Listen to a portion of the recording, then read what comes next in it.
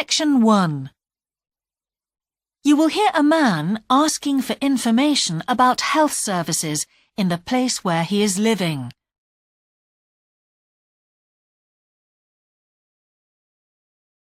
Section 4. You will hear a talk about a project on the wildlife found in city gardens in Britain.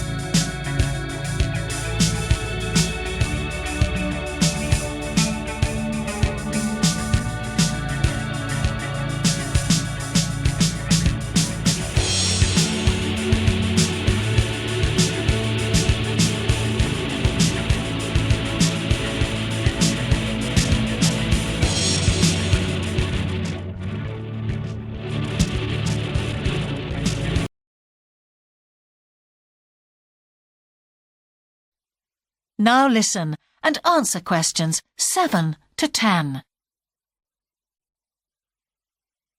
You might also be interested to know the centre is running a pilot scheme of talks for patients. I've got the list here. Actually, they look very interesting. What sort of things? Well, the first one's about giving up smoking.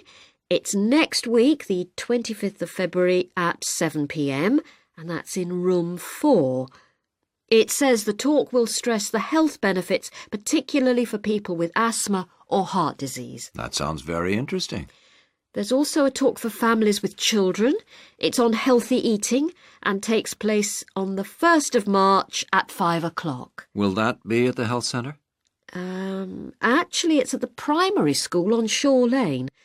I imagine they're inviting the parents of pupils there. It says here, all welcome. I might go to that if I have time.